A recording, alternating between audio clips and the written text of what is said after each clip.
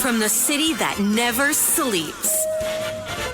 17 miles from Madison Square Garden, New York City. It's America at Night with Rich Valdez. America's favorite late-night talk program, featuring interesting guests from around the world and calls from across America.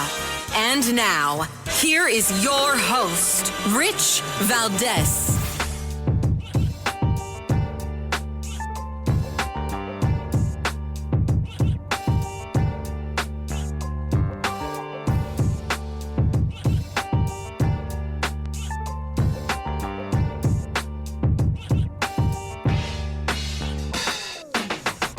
Hi there, good evening, and what's up, America? I am Rich Valdez, Valdez with an S, at Rich Valdez on all of the social media. Welcome to the Tuesday night edition of our program.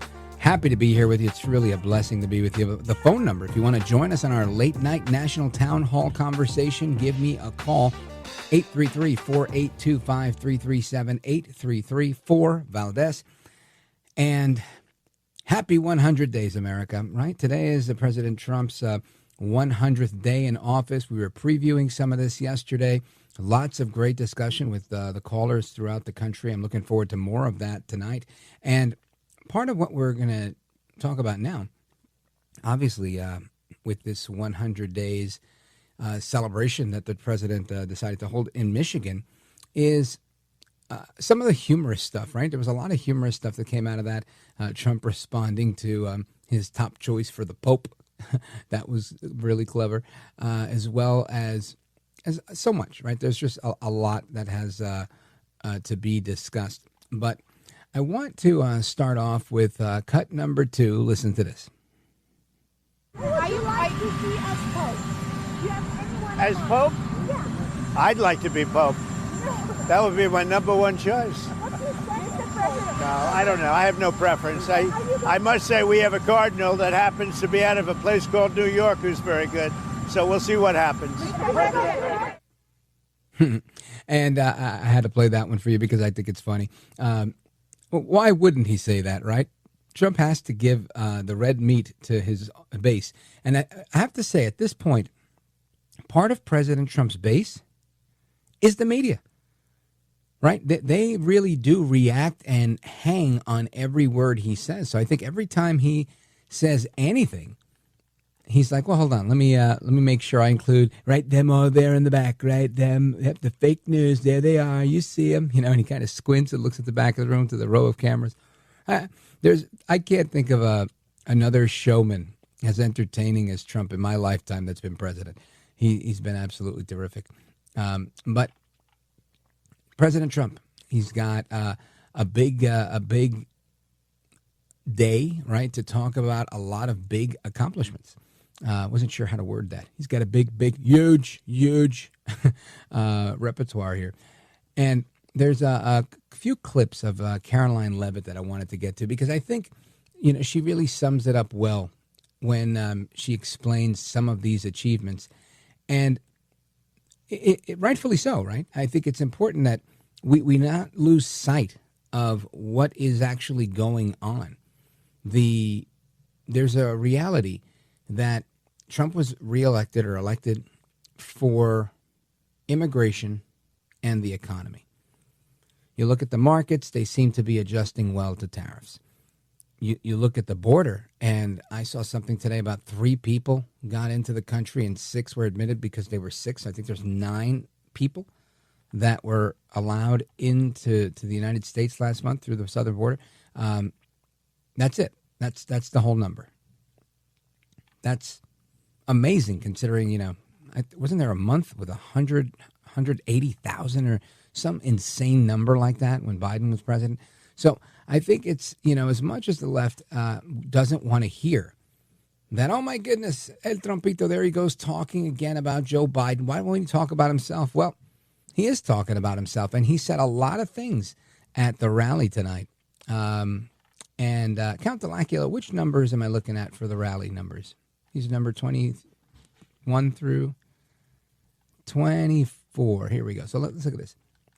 This is This is probably the crux of everything that's going on with El Trompito, number 24. He says that we are taking America back. Back from who? A very sick political class, the deep state. Listen to this. We're taking back our country from a sick political class that got rich selling America out and bleeding America dry. We don't let that happen anymore. And we had 4 great years. We had the greatest economy in the history of our country. The stock market went up 88%. We did great. And we're going to do better now, because now we learned a little bit. After years of leaders who sent your money to defend the borders of distant foreign nations, that's what we did. We'd fight for other nations, but not for ourselves. You finally have a president who is defending our borders and our nation. And listen, it wouldn't be Trump if he wasn't calling things out for what they are, right? El Trompito took a moment to really ask the crowd in Warren, Michigan, how on earth did Joe El Baboso Biden become president to begin with? Listen to this. We're taking back our jobs and protecting our great American auto workers and all of our workers, frankly. We're protecting all of our workers. We're restoring the rule of law, which was sort of out the window with this crazy guy we had. How the hell did that guy ever become president? Could somebody explain to me? How the hell did that happen?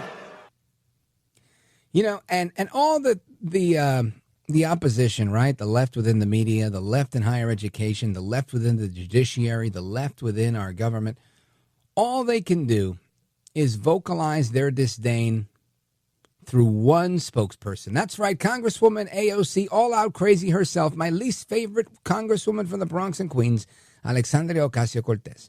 Now, all out crazy is the only one out there, her and maybe Adam Schiff, that are pounding the pavement and screaming from the rooftops, he's manipulating the markets, insider trading, right? But ultimately, nobody else is saying that, right? They're saying other things. He's stealing due process, Kilmar, Obrego, Garcia, and whatever it is. Ultimately, I look at this and I think, man, these people are desperate, right? They're doing anything they can to get somebody to look at them saying whatever they can say. AOC's walking by the media and they're like, hey, you running for president in 2028? And she's like, I can't say, no comment, right? She's totally egging them on, because they need the hype. They're trying to see what is our best shot. And right now they don't have a best shot. The economy's not looking that bad. China's folding like a cheap suit. 145% tariffs. They're now saying, hey, we want to make a deal. They're making a deal on certain things.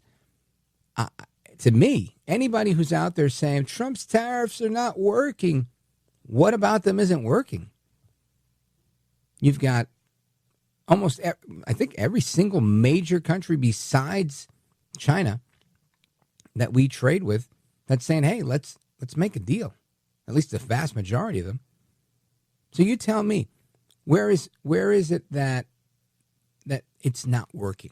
Well, anyway, I'm sure we'll have a lot of callers that want to call in and disagree. But we're going to continue our conversation on what is going on in America at night with you, all the American people. I want to make sure that you give us a call, 833-482-5337. We're also going to have a little conversation with some people that are in the know. But before I do that, I want to always remind you, we don't get to do this thing that I do here, right? There's no cameras on me. And I do that on purpose. Eventually, we'll put more cameras on me, more than just a little promo here and there or an interview here and there. But it's really because I like theater of the mind. I love radio. I love the ability to make you think, to make myself think, right? As I'm umming and eyeing and stammering through my thoughts with you guys on the radio. It's like we're sitting side by side at a bar, side by side in your living room, side by side in your vehicle, and we're doing the nighttime together. And as we're doing that, some people hear me loud and clear, and some people struggle. They struggle to get good reception in their homes. They struggle to get good receptions if they're in a warehouse or an office environment. And that's why I say, look, get yourself the C Crane radio, the CC Wi-Fi 3. It's internet radio, and it's the perfect solution for you. I think it's special because it connects to Wi-Fi 3. Well, it's called the Wi-Fi 3, but it connects to the internet so that you're ready to tune in to over 30,000 radio stations worldwide. And we're talking about stations that carry my show with no static, no fade, and you might not even get interrupted by a ball game, and you get all 3 hours live. But the voice-focused audio, it surpasses any smartphone that you've got on the market. Plus, there's no need to sign into any apps, so you don't have to worry about any monthly fees on top of what you already pay for whatever you're paying for. This is free once you buy it. There's no eavesdropping from the microphones that are built in. There aren't no microphones built in because it's just a radio. And there's no pop-up ads because while it uses the internet, it's not the internet. And with a full-size remote control, you can find whatever audio programming you're looking for while relaxing in your favorite easy chair. So it's never been easier.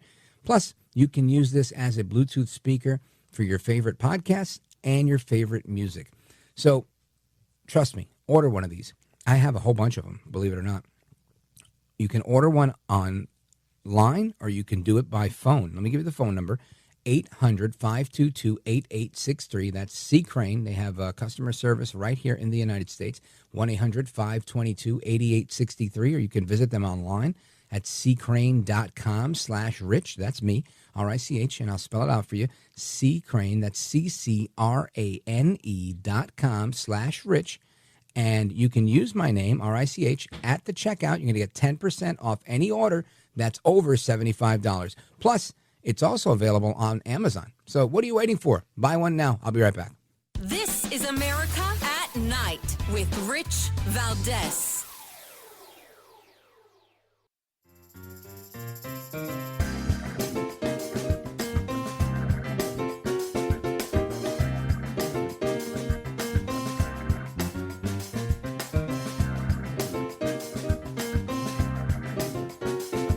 Well, thank you, Rich, and thank you for everything. I know you very well, and I listen, but I have a lot of people that listen, and they love your show, and I appreciate it very much. America at Night with Rich Valdez. Well, you said something a couple weeks ago that struck me. You said concerning the tariffs, which economists say are going to raise prices, you said, quote, hang tough. Yeah. It won't be easy. You said that to the American people. Is that what Americans should expect, some hard times? I've said that during my campaign. Look, we won a campaign by a lot. We won all 7 swing states. We won the popular vote by a lot. You know, we had a tremendous campaign. I said all of these things during my campaign. I said, you're going to have a transition period. We've been ripped off by every country all over the world. They're laughing at us. They thought we were stupid people, and we were. And I said, that's not going to happen. We're not going to let that happen. Hard times are ahead? I don't think so. I think great times are ahead. Look, since I came in, gasoline is down, groceries are down, egg prices are down, many things are down, just about everything. You know, you don't have the drop in fuel and energy and oil like we did. I took it from maybe $3.20, maybe more than that, down into a much lower number. When you have that kind of a drop, you're not going to have inflation. Not now, but it's the tariffs, right? We still have 145% tariffs on China. Your Treasury Secretary said we basically have an embargo on China. Look, you're trying to say something's going to happen, Terry. No, okay, well, nothing's going to happen. You know business. Terry, I want to ask you. I do know business. Yes, and so 145% tariffs on China, and that's good. Basically an embargo. They deserve it. It'll raise prices on everything from electronics to clothing to building houses. You don't know that. You don't know whether or not China's going to eat it. That's mathematics. China probably will eat those tariffs, but at 145, they basically can't do much business with the United States. And they were making from us $1 trillion a year. They were ripping us off like nobody's ever ripped us off. And by the way, we have other countries that were just as bad. If you look at the European Union, it was terrible what they've done to us. Every country, almost every country in the world was ripping us off. They're not doing that anymore. That's President Trump with Terry Moran from ABC News. And very, very interesting conversation. The president, very calm, cool, and collected, making the case, which is, I think, what I've been saying here as well, that we just don't know, what China and anybody else is going to decide to do, even the importers. A lot of people can choose to eat certain costs because they don't want to lose business, per se. And some may automatically say, I'm going to go ahead and pass the cost on to the consumer. But you really have to ask yourself, will they or will they not? Because for some, that could be detrimental, and for others, it's just cutting into a little piece of a very large margin. But either way, I want to get into this, not that per se, but overall what the president's talking about, that the tariff strategy is working, that focusing on America first works. And who better than the president of America First Works? Ashley Hayek, welcome. Thank you. Thanks so much for having me. My pleasure. So it's the 100th day of the Trump 2.0 administration, and the media has been crying bloody murder since yesterday, basically saying that there's 5 polls that show Trump's underwater. He's the least popular president ever. He's gotten the least amount of bills passed than any president in his first 100 days, this, that, and the third. You would think we're in really bad shape. When I look around, it really doesn't look that bad to me, Ashley. Well, and I also think when you look at that polling, they're picking apart different questions within the poll, but they're not necessarily looking at the president's overall favorability or how he's doing on other issues. And I'll be honest with you, I don't necessarily trust all of the polls. I mean, we've seen time and time again where President Trump has underperformed in polls and then overperformed on Election Day, for example. Yeah. So, you know, the mainstream media, they're grasping at whatever they can to try and show that the President Trump is not doing well because they know in reality he is delivering on the promises that he made. The White House released a document today. It was literally like 15 pages long, line by line, single line by line, promises made, promises kept. He has done more in the first 100 days of this administration than I would say the Biden administration did in 4 years, in a positive way. Now, you can make the argument that the Biden administration did horrific things that were worth 15 pages long, but definitely not anything that put the American people first. Folks, we're on with Ashley Hayek from America First Works. And Ashley, there's so much talk about President Trump and how the Democrats don't want to work with him, but even Democrats are now kind of forced to play ball. I mean, you're seeing Eric Adams soften up his approach. You're seeing even Governor Gretchen Whitmer speaking at the Trump event, saying she appreciated all the work. I thought that was a pretty big deal. I want you to listen to this. Well, you know I hadn't planned to speak, but I'm on behalf of all the military men and women who serve our country and serve so honorably on behalf of the state of Michigan. I am really damn happy we're here to celebrate this recapitalization at Selfridge. It's crucial for the Michigan recapitalization at Selfridge. So even the governor of Michigan is giving thanks to the president, yet the Democrats, the rest of them, they're, like I said, they've got their panties in a bunch. Well, make no mistake, they are terrified about the midterm elections. You know, for the past 4 years, the Democrats have run on January 6th and anti-MAGA. And now, when I think they forgot that President Trump delivered on his promises in the first term, you played the sound clip from Caroline Leavitt talking about how, you know, he did it in the first term. Now he's going to do it again in the second term, and he's already doing it. And they're fearful. I mean, the Democrat Party is the one who allowed men and girls locker rooms and bathrooms and private spaces and doubled down when they were questioned about it. They're the ones that had a full open border. These are their policies, and now they have to own them. Absolutely. Folks, we're coming right back with the president of America First Works, Ashley Hayek, to continue that discussion. We'll play that Caroline Leavitt clip so everybody can hear it, as well as get your reaction to why they're trying to impeach Trump again. Folks, don't go anywhere. It's Rich Valdez coming right back with Ashley Hayek.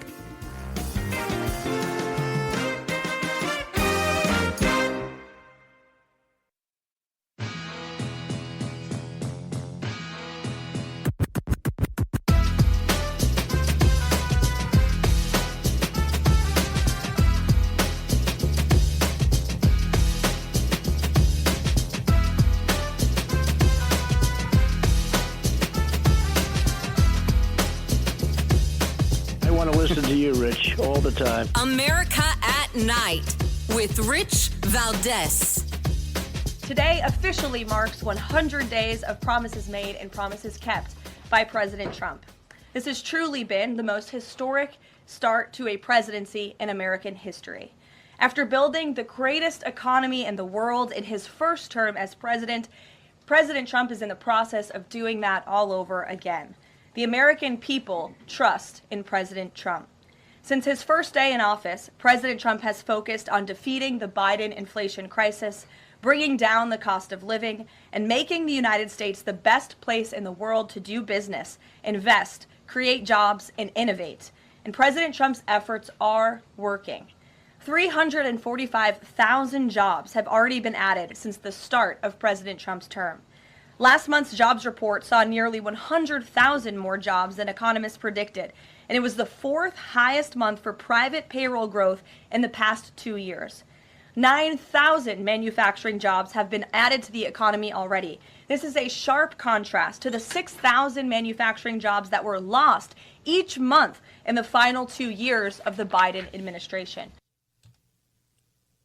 All right, amigos, welcome back. And that was Caroline Leavitt, White House press secretary, just listing some of the many accomplishments of Trump's first 100 days in office. Meanwhile, the left continues their meltdown, talking about consumer confidence not being where it should be. Lowest since 2011 is what they're claiming, saying 74% of Americans are living paycheck to paycheck.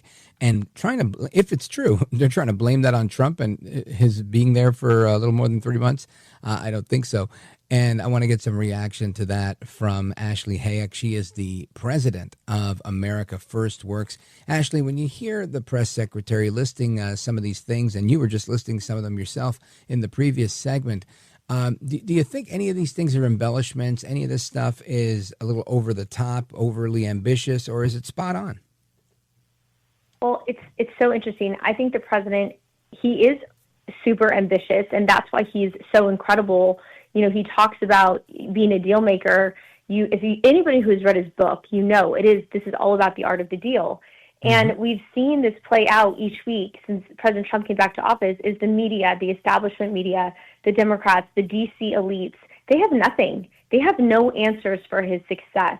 And they continue to lean into policies that don't work. They continue to lean into, you know, taking trips to support gang members who have, you know, terrified Americans.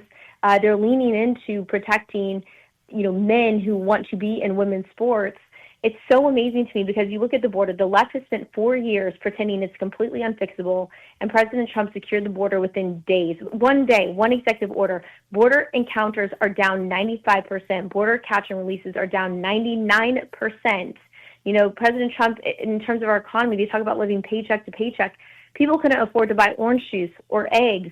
Now the cost of eggs is down thanks to Secretary Rollins and President Trump's, you know, vision. And he's already secured over $5 trillion in investments.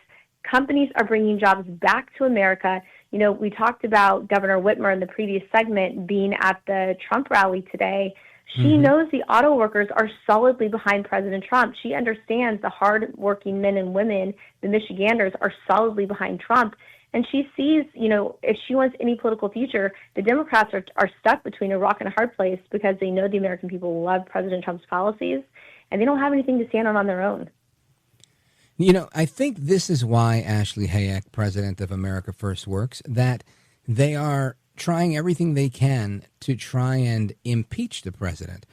Some talk today coming from a member of Congress I've never heard of, and I'll give everybody that person's name in a little bit, but I'm going to let them know when we come back. Folks, we're going to come right back with Ashley Hayek, president of America First Works, and we're going to get her reaction and insight on what is going on with yet another bogus attempt to impeach the president. Don't go anywhere. This is America at Night with Rich Valdez. Call now, 833-4-VALDEZ. That's 833-482-5337. 833-4-VALDEZ. That's Valdez with an S.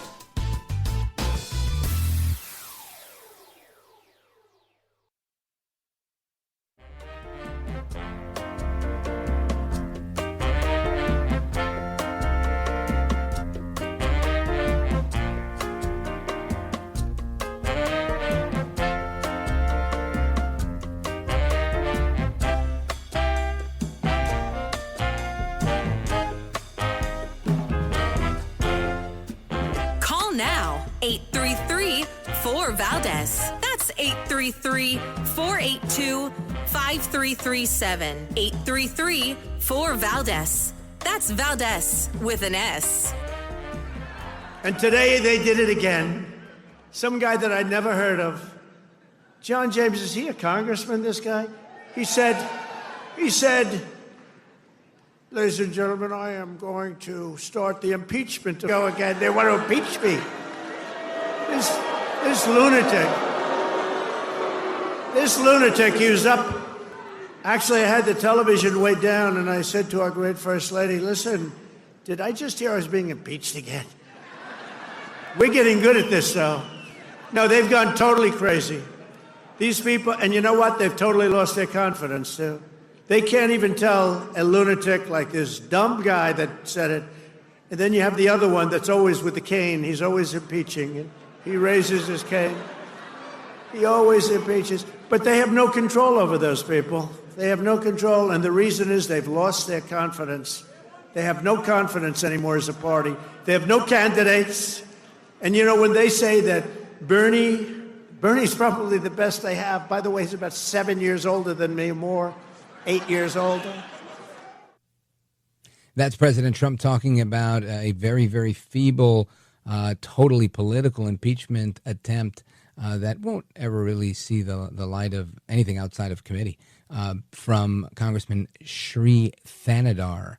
And I know you're thinking, who's he? Where's he from? I know we're all thinking the same thing. Ashley Hayek, does it surprise you that the Democrats are trying, even obscure ones like this particular congressman, are trying this same tactic yet again?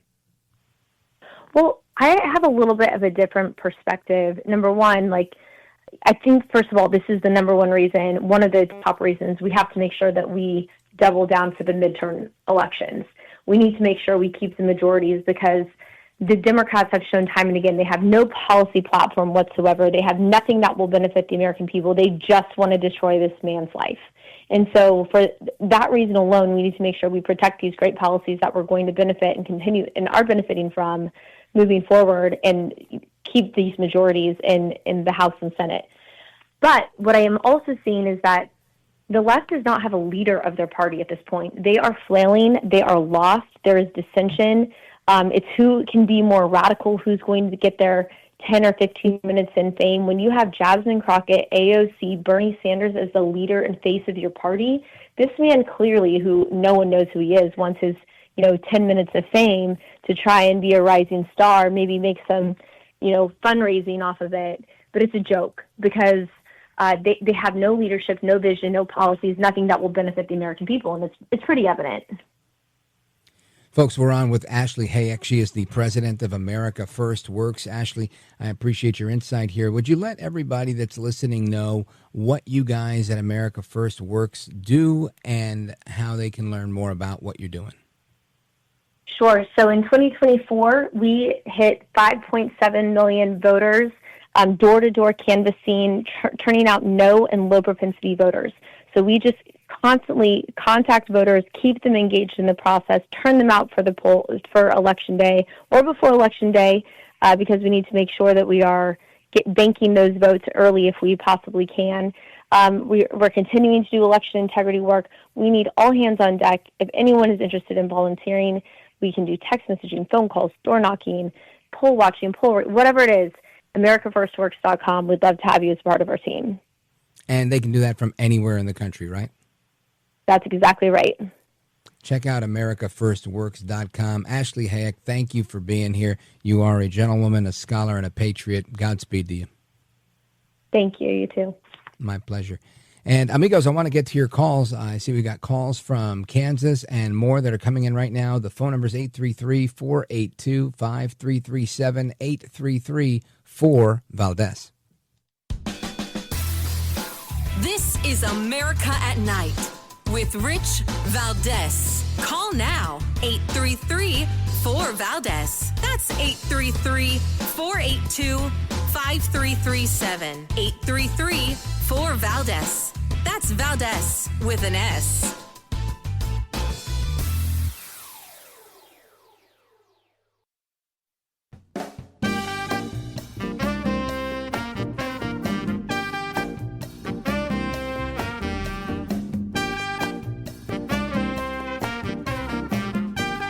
After the guest leaves every night and we're doing open phones, kind of at the heartbeat of America, and you sit there in this radio studio and suddenly you hear voices. Mobile, Dallas, New York, Miami. And there's kind of a conglomeration of America all in one room. Call now, 833-4-VALDEZ. That's 833-482-5337. 833-4-VALDEZ. That's Valdez with an S. The U.S. employment rate remains at historic lows. And thanks to President Trump, Americans are seeing price relief for the first time in years.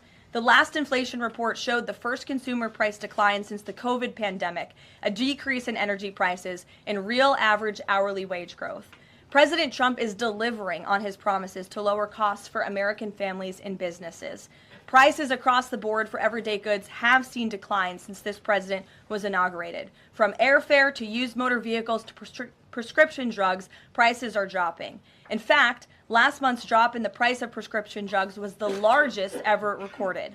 And after Joe Biden botched the response to the bird flu, President Trump and Secretary Rollins' aggressive plan have brought down wholesale egg prices more than 50% from Inauguration Day. That's Caroline Leavitt, press secretary at the White House, listing again a few more of Trump's accomplishments. El Trompito Donaldus Magnus, the 45th president of these United States. And I think they're nailing it, right? They're hitting on every cylinder. They're not slacking in any area. Some people would say, but what about the economy? Well, I would say, look, when you're revamping the economy, these types of things are going to happen, right? I'm working on updating my kitchen. And I can tell you, I haven't had water up until today in my kitchen. I was using my bathroom sink and whatnot for about, 2.5 weeks. And one would think, are you really making progress? You don't even have a sink that works. But the reality is, I have really cool countertops and a great backsplash and some new appliances and stuff like that.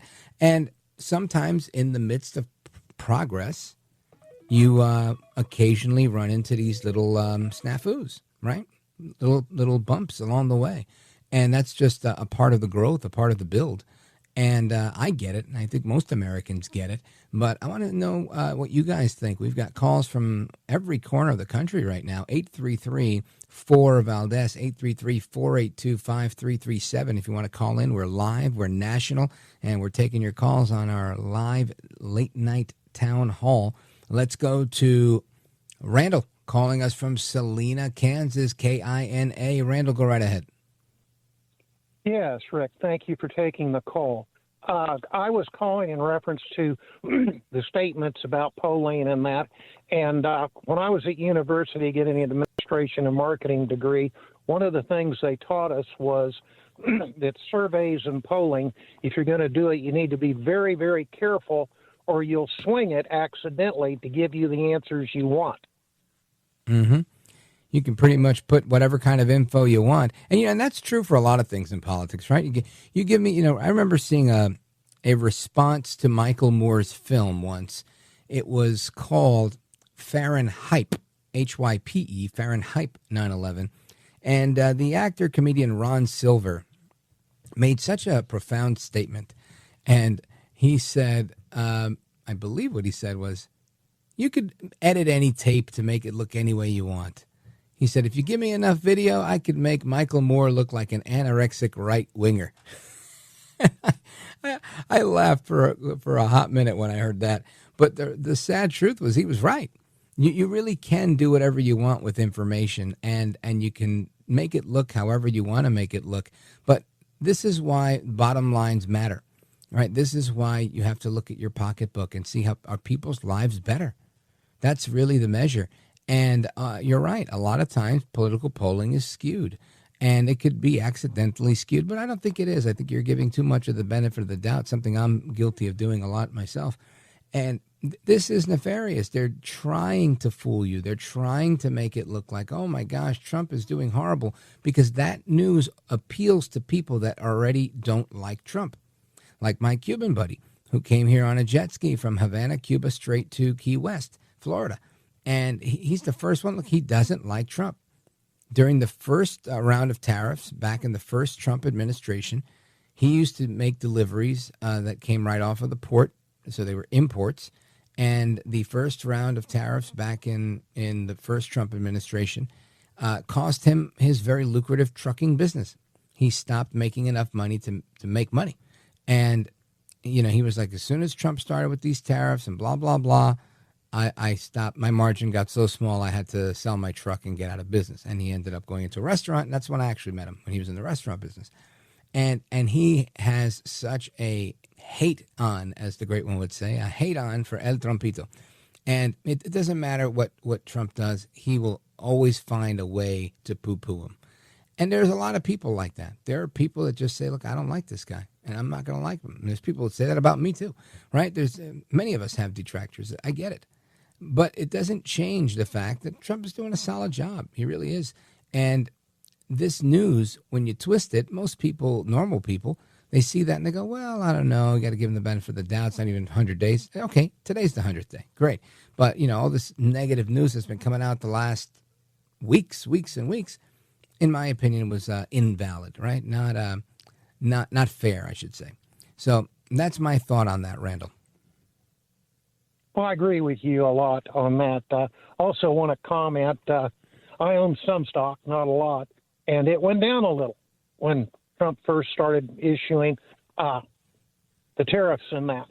It's back up within $1 a share of what it was before, and it was about $8 ahead of when Biden was in office.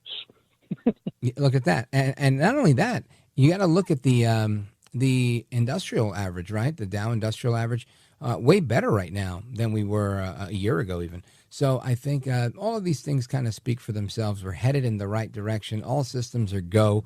Very good point. Randall from Salina, Kansas, thank you for the call. Shout out to KINA. We're going to get to the rest of your calls right now, 833-482-5337. Let's swing it over to Jane, Saratoga, New York, WGDJ. Jane, go right ahead. Hi. Hey, Rich, how are you? Wonderful, I just want to point out, thank you. I just want to point out two things. I'll try to make it quick. First, Bernie Sanders. I was a child abuse counselor for 30 years in Vermont. 10 of us broke off into a separate agency when we realized I'd try to find a job for people. He would step in immediately and tell them, oh, you're going to take a job? You want to be independent? Good. We'll take away your medical, your dental, everything. He is Marxist all the way. And I'm going to tell you what my daddy told me. I grew up in Democratic politics.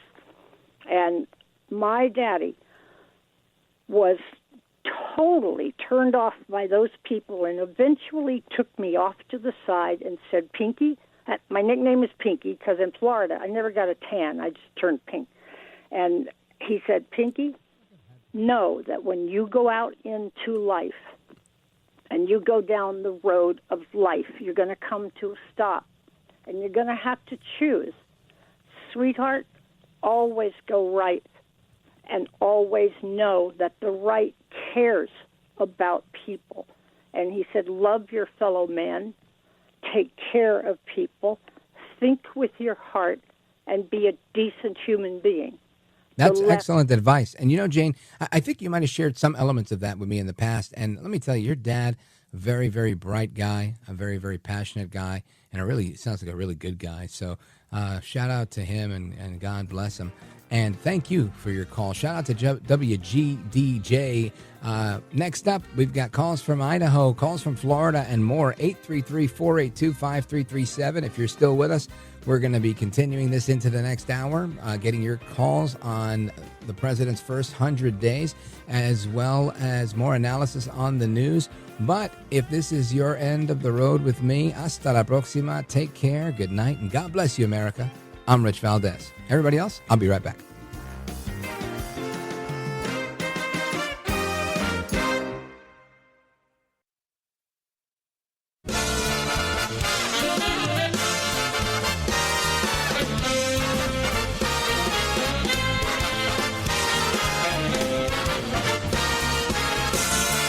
Live from the city that never sleeps. 17 miles from Madison Square Garden, New York City. It's America at Night with Rich Valdez America's favorite late-night talk program, featuring interesting guests from around the world and calls from across America. And now, here is your host, Rich Valdez.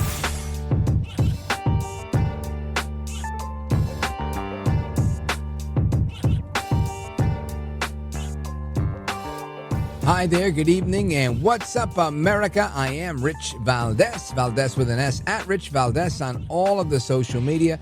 Welcome to the Tuesday night edition of the program. We're live, we're national. Happy to be here. It's 7 minutes past the top of the hour. And our phone number, if you want to join us, 833-482-5337, 833-4-Valdez. President Trump celebrating his 100th day in office. You'd think he's been there for well over a year with all the accomplishments he's brought to the table with the border, with the economy, with the culture war, all the lawsuits he's had. He's probably been sued more times since becoming president than any other president in their first 100 days. I bet that's one that he's holding the record on. But he's still holding on to his wit and his humor, making some funny statements about his choice for who he'd like to be the new pope. As well as, let's see what else they've got here. 99.9% border crossings. 9 people were released into the United States. 3 that came for whatever reason, and 6 that were sick, and they had to let them in because they were ill. So, not bad, not bad. Anyway. I want to get into a few things. I think one of the biggest accomplishments that Trump has, despite what the media will tell you, I'll tell you, is how he's not just fixing the economy, right? So think about, I hate making these types of examples, but, you know, you buy a house and you go in and you say, okay, I'm going to fix this house. So you rent an apartment and you go, okay, I'm going to fix the apartment. I'm going to get a carpet. I'm going to, paint the bedrooms. I'm going to paint one wall a different color as an accent wall. I'm going to hang up some paintings, some mirrors, different types of wall decor. Okay. Got it. That's one approach, right? And that's how a lot of people try to fix the economy. Then there's, I bought a house. It sits on a 50 by 100 lot. I think that I could do a lot better with that space if I were to move a few things around. Not necessarily knocking down the house, raising it, and rebuilding it. But I am necessarily going to make sure that I keep the structural integrity of the place intact while I use those beams, those good bones, and revamp this place. And I think that's what we're watching. We're watching Trump do what Trump does best. He's building. And he's not just taking the old economy and making it better. He's really putting his money where his mouth is, right? And making a better economy, a better way of doing it. Talking about eliminating the IRS, but still having revenue coming in from Americans that will pay the tax on imports. And I love an income tax elimination and the introduction of a higher import tax. I'm all for it because you know what I'll do? I'll make sure I only buy stuff that's made in the USA. Listen, I like this beer that comes from Puerto Rico, and I don't even like beer, right? Medalla. I like Medalla, and I will happily drink me some Bud, right? Not Bud Light, but maybe the Bud Regular or Coors or whatever, whichever American beer is out there, if I had to. And I think the Puerto Rican beer counts as American, right? Because that's an American territory. But you get my point, right? I will gladly, and I don't drink enough of it anyway, but whatever it is that I like, I'm glad to make the switch to make sure I buy stuff here. I have T-shirts that I give away to some of the listeners and whatnot, and those T-shirts, they cost me something like $12 or $14 each, right? Wholesale, because they're printed in New Jersey. They're the cottons from America. They're assembled in America. Made in USA. That made in America stuff isn't cheap. And I don't buy thousands and thousands and thousands. I buy a couple of dozen at a time. So my point is, sometimes you just got to pay for that stuff. And there are people like me that are happy to pay for it, in lieu, especially if you tell me it's in lieu of an income tax. But I want you to listen to Senator John Kennedy from Louisiana. He's the funny one with a little bit of a drawl, but he always makes a joke, and he's so good, right? Such an eloquent speaker. He's talking about a couple of things. I got a couple of clips from him, but there's one in particular I wanted to play. I think it's number 16. Go for it, Count. In terms of the president's first 100 days, it's hard to find the honey and the rock and the water and the stone in 100 days. But having said that, I think President Trump's done some things right in his first 100 days. He's secured the border. He's been very aggressive in abolishing racial quotas. He's deregulating the economy, getting rid of rules and regulations. He's changed the national conversation about the federal budget. He and Mr. Musk. Under President Biden, the conversation or the question was, who needs to pay more in taxes? Now, thanks to Trump and Musk, I think the question in Washington and elsewhere is what the hell happened to the money? Listen, there's a whole lot to unpack there. But the first thing he said that I liked was he's deregulating the economy. Now, in Trump 1.0, that deregulation looked like, more drilling, more energy exploration, more energy production that led us to energy production dominance. And that was great. This time around, the deregulation looks like the FDIC reversing their position on crypto, right? They had policies before that demanded any crypto that did anything must get approved by the FDIC. Well, they've withdrawn those policies that contribute to the crypto industry, saying it's being pressured, and they were trying to debank these digital assets. It's done. Now they're fair game. Then you had the Office of the Comptroller of the Currency. That was back in March. Now in April, the Office of the Comptroller of the Currency says, we are also going to recognize these types of transactions, and we're going to allow banks to hold crypto. That was something that was forbidden. It was prohibited by regulation, right? So people would say, oh, well, it's unregulated. No, the regulations were preventing it from being used. Now we have regulations that say, okay, you can use it. Isn't that interesting, right? So that the regulation here was preventing us from having free and fair trade, if you will.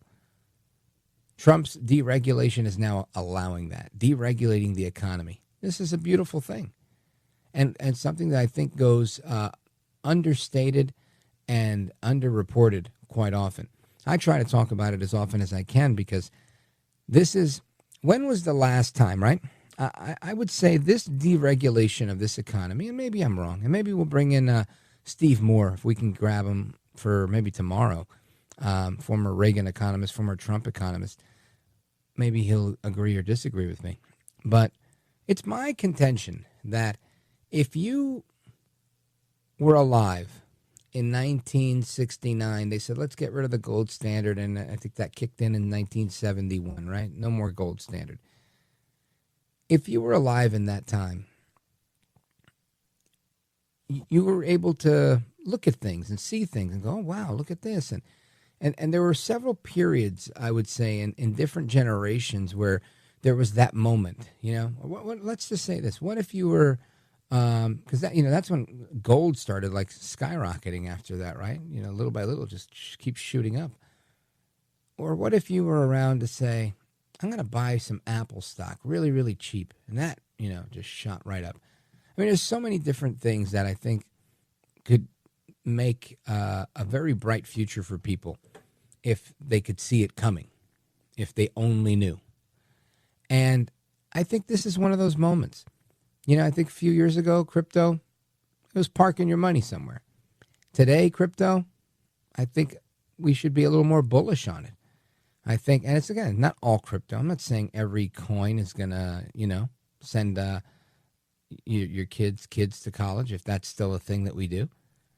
What I am saying is if you've got a handful of some of these things that are about to go, boom, and you know how these systems work, and you realize if we're deregulating our economy and banks can now use crypto, how are banks going to trade crypto if the system that they use, I believe they call it SWIFT, isn't equipped for that?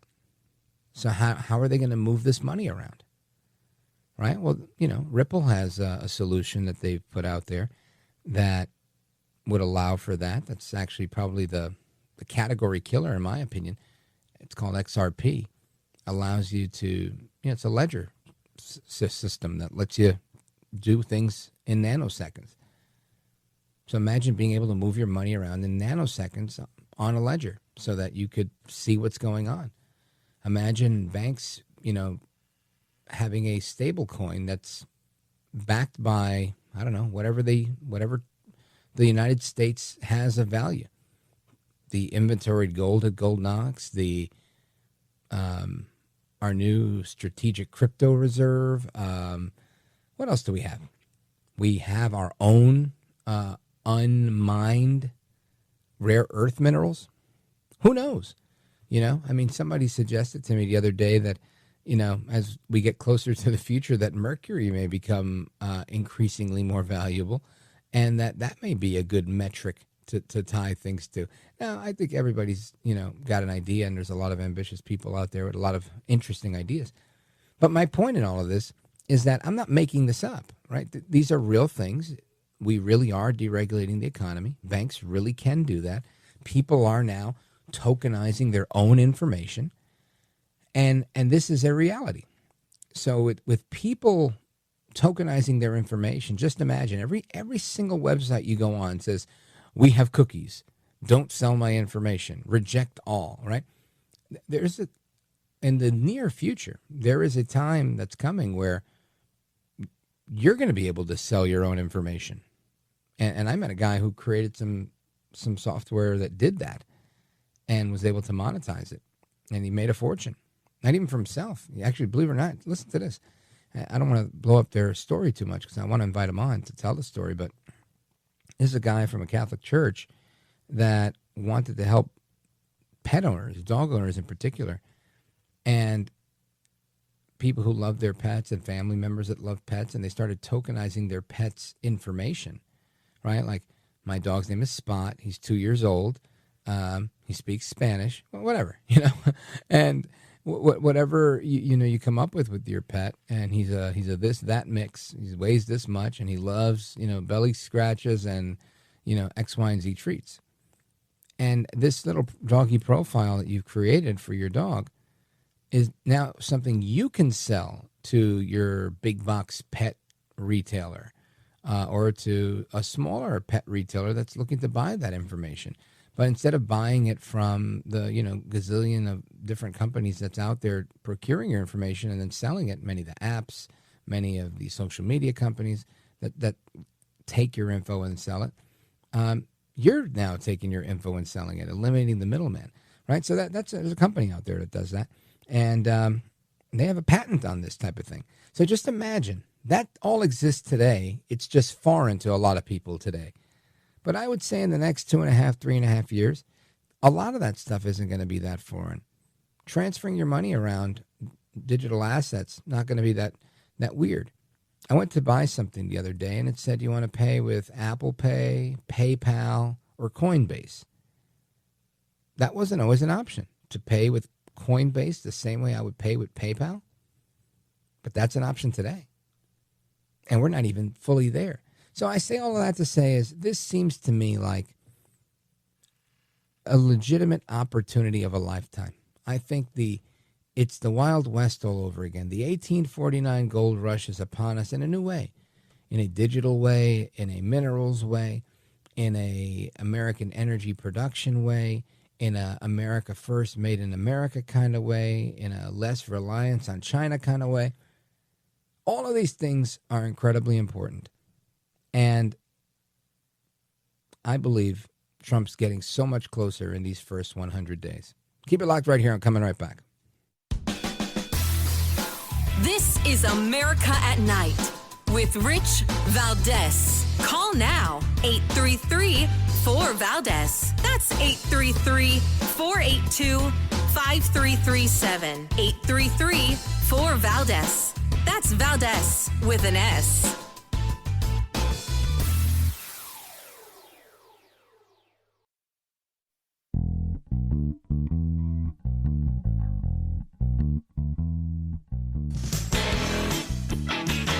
Call now, 833-4-VALDEZ. That's 833-482-5337. 833-4-VALDEZ. That's Valdez with an S. All right, amigos, welcome back. Rich Valdez keeping you company. We're live and late night. 833-4-VALDEZ. To the phones we go. Let's go to Frank. He's calling us from Chicago, Illinois. WLS in the building. Frank, go right ahead. How's it going, Rich? Wonderful, thank you. I've heard a little bit of his rally today, like honestly very, very small, but just listening to a little bit when he speaks, he literally says the exact same 60 words, no matter if it's an interview, a rally, anything. He says the exact same words. Everything is woulda, coulda, or shoulda. I cannot trust I have zero confidence in a politician, especially a president who contradicts himself almost every single. Well, let's start with the first one, right? You said coulda, woulda, and shoulda. So when he says we have achieved 99.9% border crossings at the border, that's not coulda, that's not woulda, that's did, right? That's one out of what, 20 promises? Okay, that's one, right?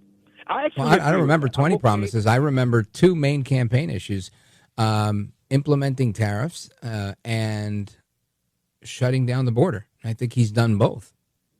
Yeah, economy, it was the number one thing because he actually caught himself trying to take credit for inventing the word groceries. I've seen this interview 3-4 times. He does this all the time. How am I supposed to expect anything from a person who has the vocabulary? You don't have to expect anything from Trump.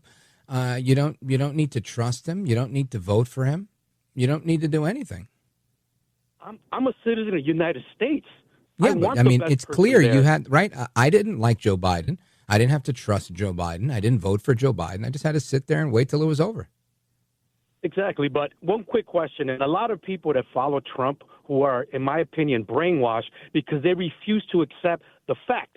Okay, you tell me one thing. When Biden walked into the office, when he started as president, was the economy not better when he left office? Yeah, it's a very simple question. Yes or no?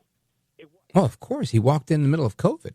So, it's if you walk in the middle of a burning building and the building's not burning anymore, I don't know if that's something you take credit for or not, but, you kind of want to say, is it better than what it was before COVID, which I think would have been the real marker, and he never got it there. When Trump, was doing well, even when Biden got into office, inflation was at 1.4%, and inflation never got back to 1.4% under Biden, so he can't take credit for that. Frank in Chicago, nice try. Thanks for the call, my brother. WLS in the building. Amigos, we come right back with your calls. Tampa, Florida, Fairfax, Virginia, Boise, Idaho, and more. 833-4-VALDEZ. Don't go anywhere.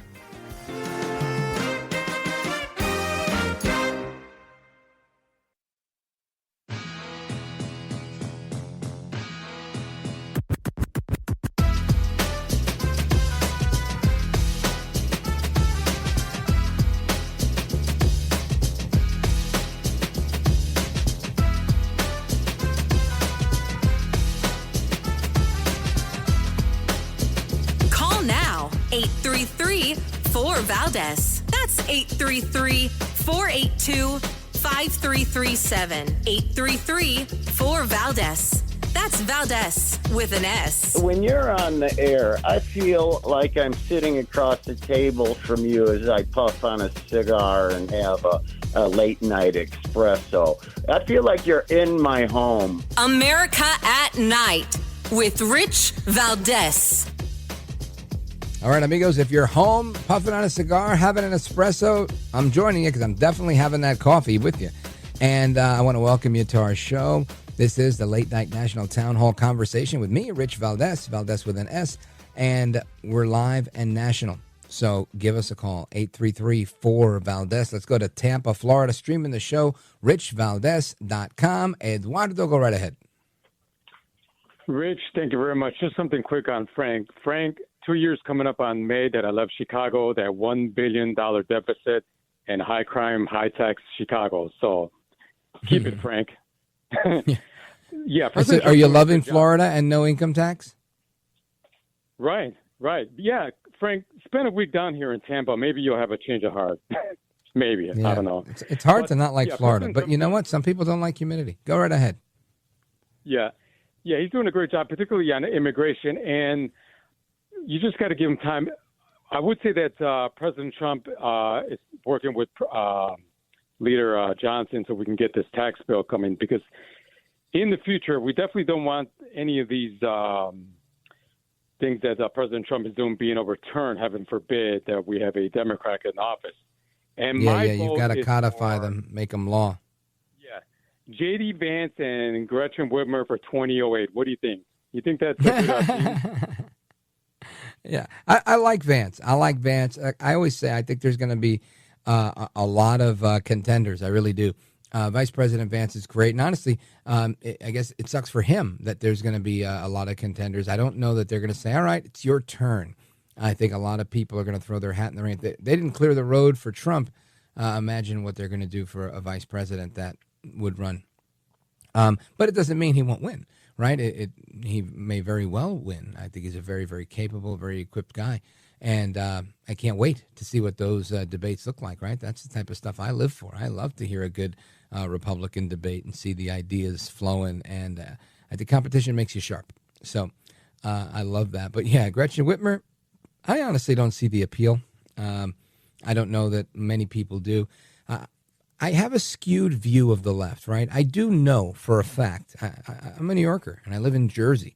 This is the bluest part of the country. People think it's California. No way. I think it's here. We lead the way on so many of these LGBTQ things in New Jersey. It's kind of scary. But, okay, let's call it a tie. And in this blue part of the world, I can tell you there's a lot of people here that they might like what AOC's talking about, but they don't like AOC. Right? Doesn't mean she's not electable, because she clearly is. But it does mean that they might like the AOC message wrapped in the Bernie Sanders packaging, right? I think people, healthcare is a right. They like the oligarchy. They like this shtick with the billionaires. They really like that. They're like, yeah, man, those damn billionaires. If it wasn't for those billionaires, we'd be eating good. You know, I could never get with that. All I hear is Fidel, seeing black and white videos, you know, over my years of hearing Fidel Castro talk about the imperialists, about the damn Yankees.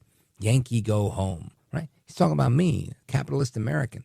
And I think there's she gives that, right? AOC gives Che Guevara. She gives Fidel Castro. She gives Hugo Chavez, Maduro. She's that type of firebrand socialist communist sympathizer.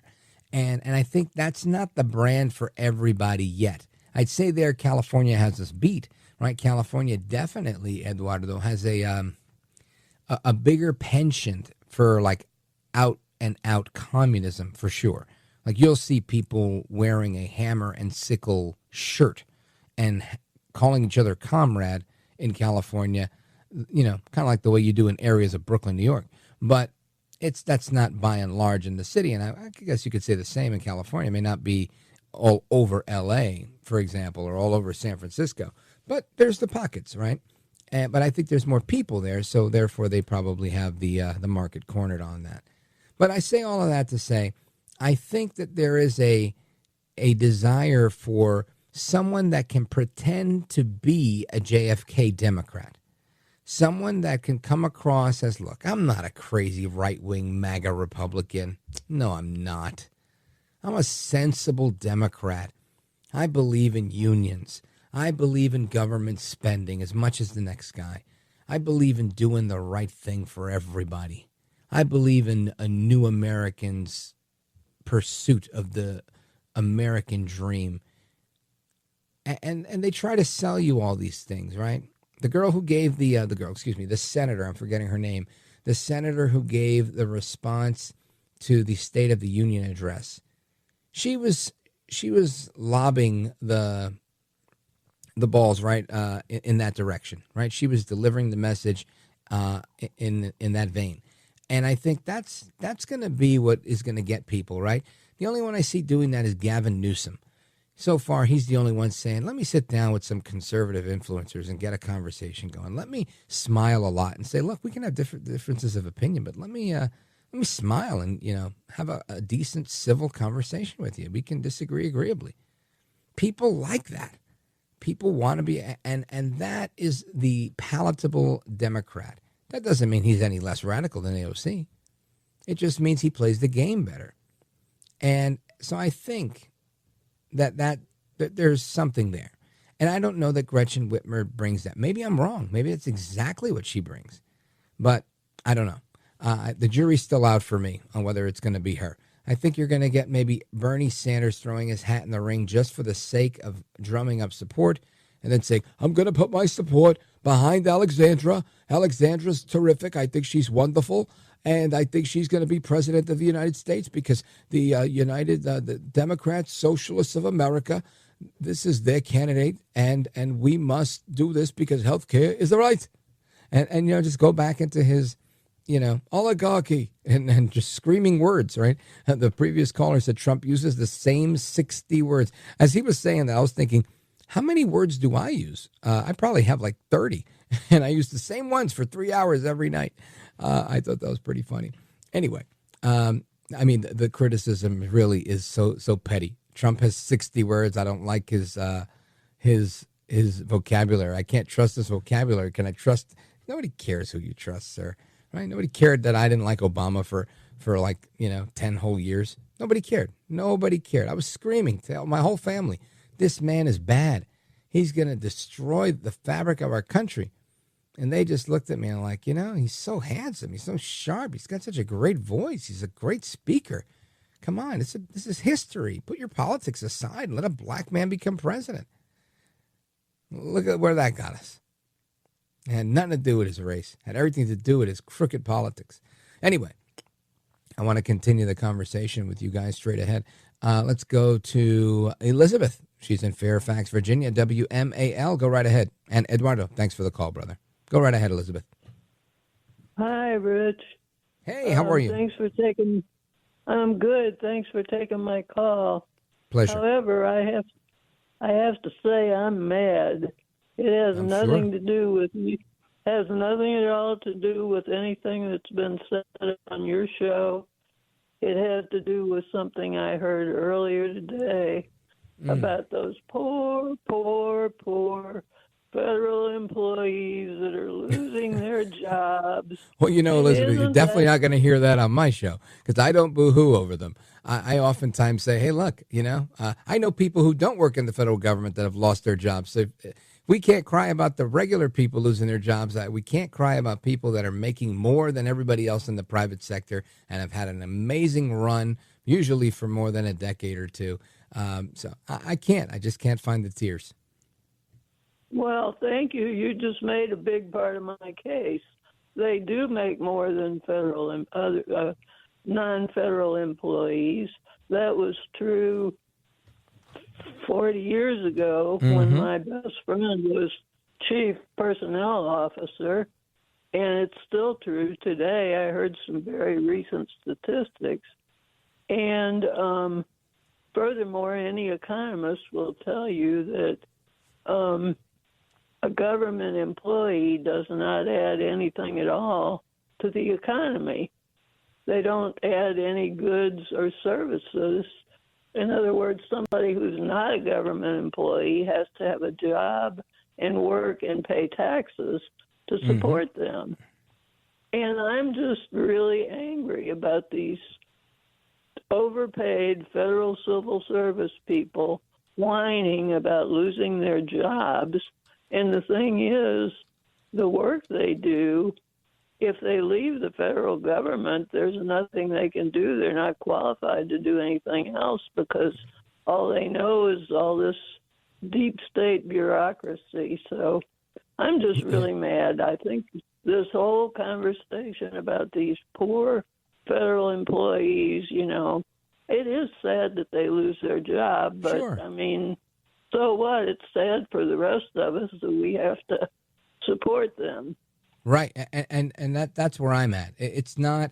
I can't give you special treatment. I think it sucks for everybody losing their job, but when it comes to a job that costs everyone else, right?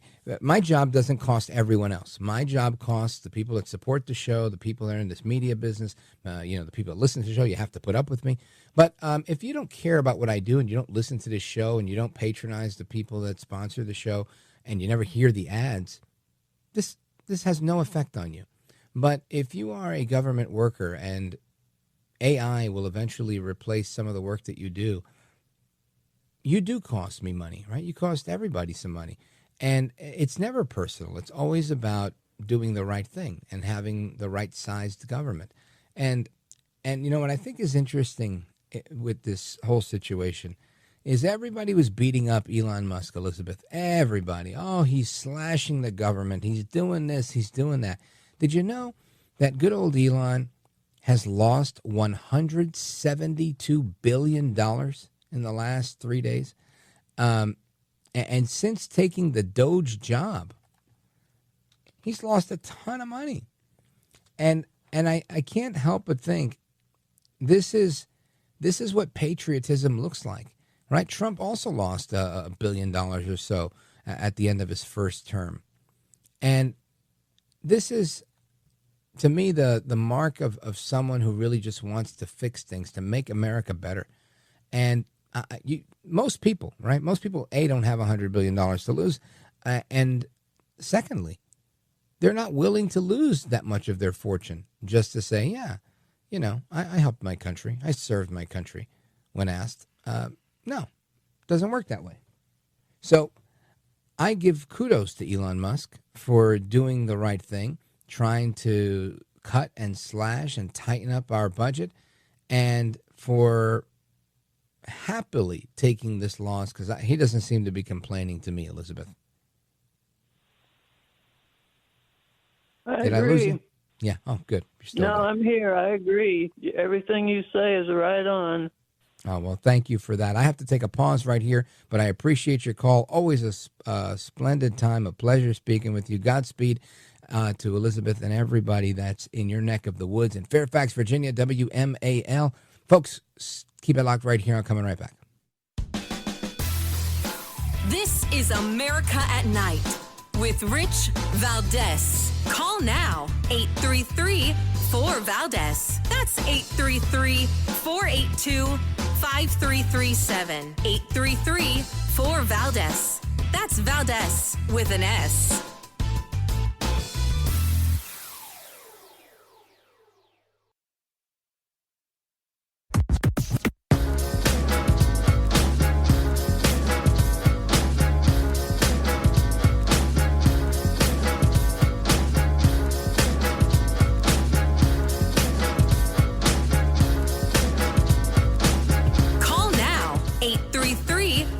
Valdez. That's 833-482-5337.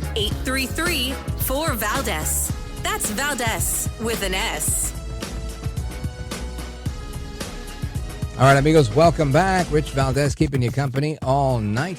Live and national, 833-4-VALDEZ. I want to get to your calls. I want to go to Rich calling us from Redwood City, California. Streaming the show, richvaldez.com. Go right ahead, Rich. Yeah, I just wanted to remind you that according to David K. Johnston, the economy performed. Who's David K. Johnston? He's a journalist. He's a Never heard of him. Anyway, go ahead. Yeah, he's a leading authority. You ought to leading anything. He's not a leading. He doesn't have a radio show bigger than mine. But go ahead. No, but the point is, the U.S. economy performed at its best that it has in the last 60 years under Biden. It averaged 2.5%, 3% annual GDP growth rate. Well, Rich, let me ask you a question.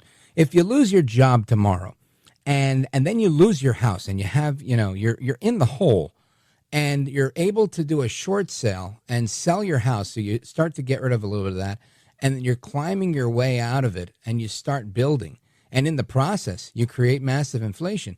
You can say that you've had some growth over nothing, right? Because when you're in the zero, right? The economy was shut down because of COVID, right? We can't forget that. Everybody, 15 days to flatten the curve. Nobody was allowed to work.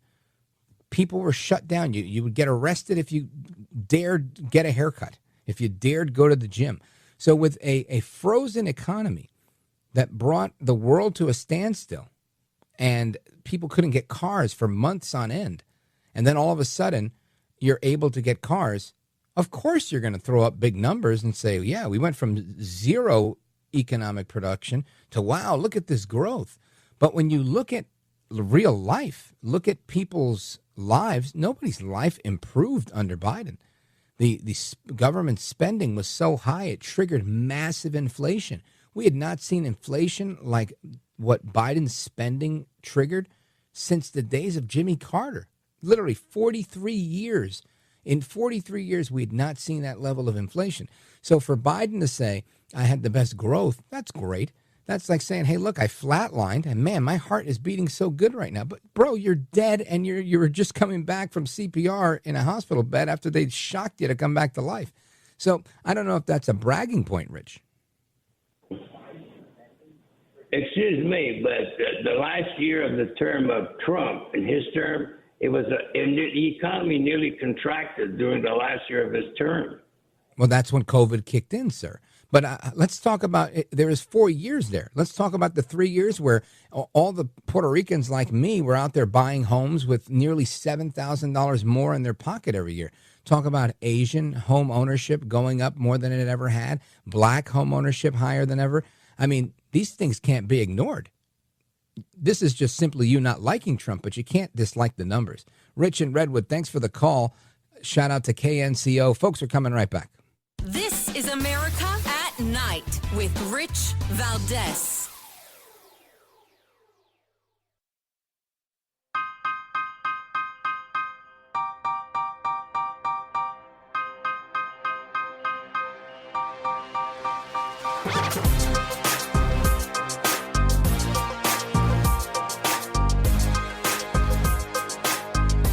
All right, amigos, welcome back. Rich Valdez, taking your calls, open phones across America. And by the way, we're going to talk about polls in the next hour with one of President Trump's pollsters. But before we get into that, your calls, I want to go to David, Sterling, Virginia, WMAL. Go right ahead, David.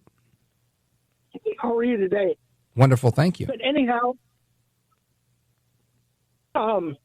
earlier, they were talking about this governor in Illinois, and he's supposedly the richest governor in the United States because he's tied in with the Hiltons or the Hilton restaurant. What do you think about him?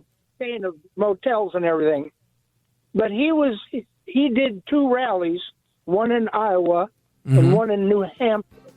Yeah, quickly, what do you think about him? Well, basically, he's standing up there saying that the Democrats. All right, David, thanks for telling me what you think about him. We're out of time there. You had to say, I think he's running for president, and I think he's great, or I think he's running for president, and I think he sucks. Come on, David, you're killing me. Amigos, we're coming right back. Your calls and more. Don't go anywhere. It's me, Rich Valdez.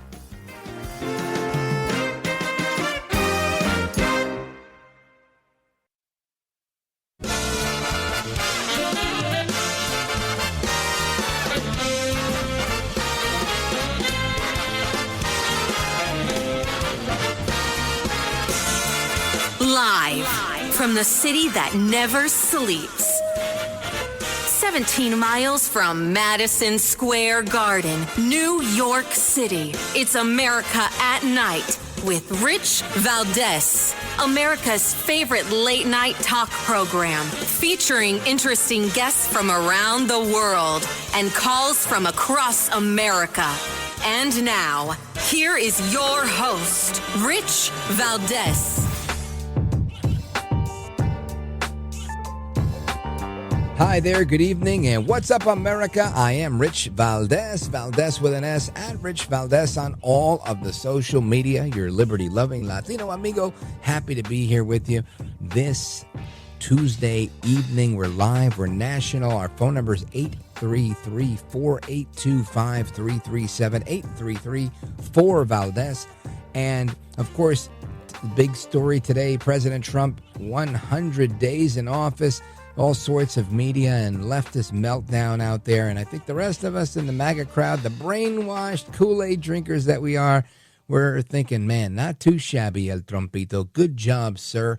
And good job to Vice President J.D. Vance and to Border Czar Tom Homan and Secretary Noem and Secretary Rubio and Secretary Bessent, Secretary Turner and Secretary Duffy. I mean, just an all-star cast here, right? I'm sure I'm leaving somebody out somewhere. A.G. Bondi, Director Kash Patel, Deputy Director Bongino. I mean, you name it. These people are hitting on every cylinder. They're, Secretary Hegseth, right? Just hitting it hard.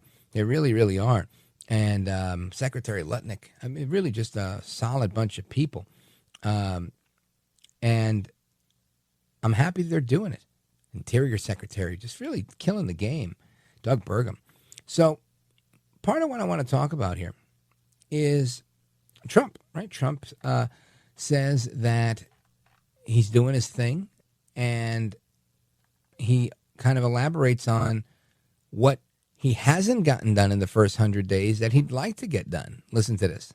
If there was one big thing you really wanted to have happen in the first 100 days but didn't, what would it be? Well, I think we've done everything or it's in the process of being done. For instance, the border is in great shape. 99.9% came out again today. 99.9. That I would say that was my number one thing. The economy would be certainly right up there, and I think it's doing great.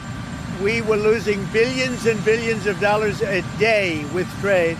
And now I have that down to a very low level, and soon we're going to be making a lot of money. We're going to be reducing people's taxes, and we're going to get the big, look, a very important element that we're working on now, maybe more important than anything with the border in good shape, is the fact that we want to get, and very importantly, the big, beautiful New Deal. If we get that done, that's the biggest thing, what's happening in Congress right now. And I think we're going to get it done. We have great Republican support. If the Democrats blocked it, you'd have a 60% tax increase. I don't think that's going to happen. We have great support from Republicans. So the big, beautiful deal, that's what we want, the bill. Big, beautiful bill. I'm with El Trumpito there. We do need a big, beautiful bill. And we have to make sure the Trump tax cuts never go away. And not because they're the Trump tax cuts, just because they're tax cuts in general. And we need tax cuts for everybody. And I don't care if they're one round is for the billionaires. I don't care. And I don't believe that these are. I've looked at them a bunch of times. And I realize that it's okay to sometimes give the people that make jobs a break. Really, it is. I've never gotten a job from a broke person. And I understand how business works. And I love a good tax break when I can get one. And I pray that we get more and more of them. I love them. I love tax breaks. The only thing I love more than a tax break, the abolition of taxes overall. Right? Give me a dirt road and a horse. But what about your license? I don't need a license. I don't even need a real ID. You could take my fingerprint if you like for absolutely free. I'm not interested. The less government you give me, the better. Anyway, the Democrats are, of course, panties in a bunch. All sorts of polls saying El Trumpito's not really doing his thing. This is the worst 100 days ever. Meanwhile, I think he's actually doing a pretty bang-up job. And why? Because you look at how many people are hooting and hollering, right? People wouldn't be so upset if Trump wasn't nailing it. When you're getting that kind of heat, it's because you're over the target. And that's why. He's systemically and systematically, both of them, he is literally draining the swamp, cutting off the tentacles of this swamp monster, USAID, the Kennedy Center. You name it. I mean, there's so many ways that they've been siphoning off cash and power, right? Hiding it here, hiding it there, calling it this program, calling it money for transgender operas in Colombia. Imagine that. But that's, in my opinion, not even a real thing. Some people think they're really just trying to promote the left. Yeah, probably with, some sort of funded social media campaign, right? Maybe a TV campaign or something like that. But they're not really sending all that money over there for that. They sent $20 billion, $20 million, whatever that number was, $20 million, and $19 million go to whatever they're trying to do. Overthrow this government, create chaos here, whatever deep state BS they want to get involved in. And the rest of it is, what they say, what it's going for, the line item. That's how they play this game. And Trump talked about that, right? He talked about getting away from this class of people. And I played this clip earlier, but I'm going to play it again. And I might play it again because I think it's so important when he talks about getting away from this political class of people. He couldn't be more right. Listen to this. We're taking back our country from a sick political class that got rich selling America out and bleeding America dry. We don't let that happen anymore. And we had 4 great years. We had the greatest economy in the history of our country. The stock market went up 88%. We did great. And we're going to do better now, because now we learned a little bit. After years of leaders who sent your money to defend the borders of distant foreign nations, that's what we did. We'd fight for other nations, but not for ourselves. You finally have a president who is defending our borders and our nation. That is El Trompito. And again, I think he's 100% right. We've got to take the bull by the horns here and do the right thing. You have a sick political class of people out there that put everything above their patriotism, everything, their party, their politics, you name it.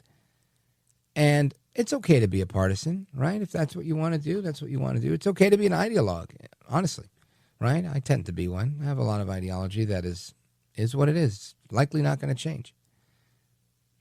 But it's not okay to not be on board with America, in my humble opinion, right? When I make the rules, the people I want to associate with, the people that I think are doing the right thing, they're loving this country. They're teaching their children to love this country. And if you're not doing that, instead you're looking at the other side of the coin, the other side of the glass is half empty. But what about United States and its imperialism? What about United States and its meddling? And listen, politics is a real thing. And maybe I've been jaded by the fact that I worked in politics in a blue state. I've seen what this stuff looks like. It's not always easy, right? Trump always says it. Let's make a deal. You have to make deals. This idea that we can only survive by sticking to our guns, and maybe it's me. Maybe there's a wishy-washiness to me, but I don't see how you could succeed in an atmosphere where few people think like you, few people want what you want. And when I say few people, I mean the people you've got to deal with. You probably have 1 million people that have your back. Like me. I just said, hey, I want a dirt road and no taxes. I don't want any government. But guess what? Who's going to have my back? Let's say I get elected. People always tell me, you should run for Congress. Okay. I'm running for Congress now. Where? I don't know. In my district. Who would I be running against? I think it's Josh Gottheimer. Right? I think that's my congressman. So if I'm running against Josh Gottheimer in New Jersey, Bergen, New Jersey, Sussex, New Jersey, right? Those are the counties that cover that district. Who would I be running against? Right? Maybe it was Pascrell. I don't know. They changed the district recently. And it's never a Republican, that I know. But my point is, what would that look like? I'll tell you what it looks like. It would look like me having to cut deals with somebody to get something done. Because otherwise, I likely would never get what I want. Now, maybe right now with a bunch of Republican colleagues. And that's a maybe. Because I got to go home to who? A bunch of Democrats in my district. And this is why this game is so hard to play. So kudos to Mike Johnson. Kudos to President Trump for being able to play this game as well as they do without giving the house away, without throwing the baby out with the bathwater. I think they're doing a great job.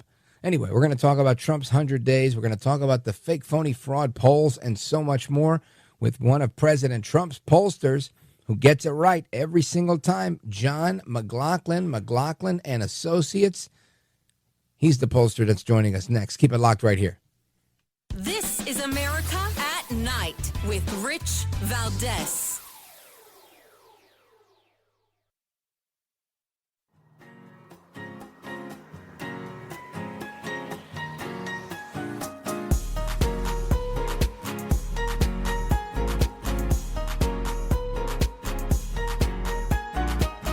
By the way, your ratings are up. Congratulations. I had somebody. It's always nice to check. I like to see, even if they're friends, I like to see how are they doing. Are people listening, right? That's right. But you're doing great. America at Night with Rich Valdez.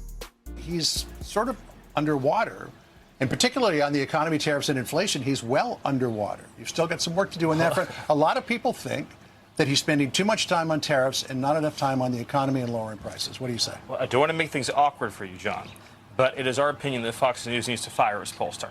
And I won't surprise you with that. I don't think you're surprised that I'm saying that.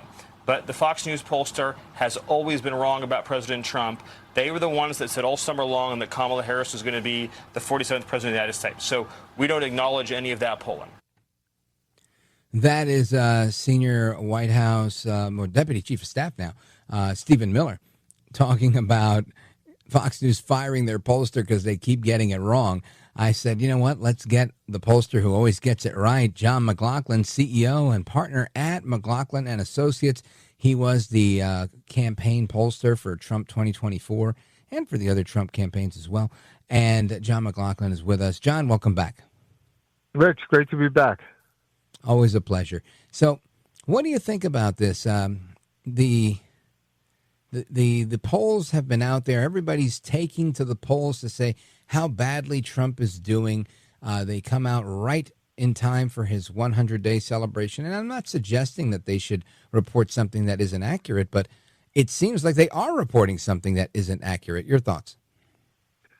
Well, you got to realize a lot of these polls are run by people with PhDs and very accelerated degrees and highly educated. They know exactly what they're doing. They're doing it deliberately, and they are underpolling Trump voters. And it's not just here or there, an occasional one. It has now been, I mean, look at the New York Times over the weekend. The New York Times put out a poll where they had only 37% of the voters saying that they voted for Trump in 2024. Now, we got 50% of the vote. They did 913 interviews across the country, and we got 50% of the popular vote in last year's election. Why do they only have 37% Trump voters in there? Because the people that did not vote in the election or, you know, wouldn't tell them, et cetera, they're voting, they disapprove of the president 2-1. And you had the same thing. It got worse with ABC and Washington Post, because out of the 2,464 interviews of adults that they did in their poll, there was only 842 Trump voters. That's only 34%. So again, they did it on purpose. They deliberately are underpolling Trump voters. And I don't know who they're polling, you know, that said they did not vote. Maybe they're illegal immigrants. I don't know who they are. But why are they in these polls? Why are they diluting the samples? The Marist poll came out today, and they had a similar, like, double-digit disapproval rating for the president. And they ask whether you voted for Trump in 24 or Harris, but they don't show the number. They have to have more Harris voters in their sample than Trump voters, because the Trump voters support the president. They approve of the job the president's doing 9 out of 10.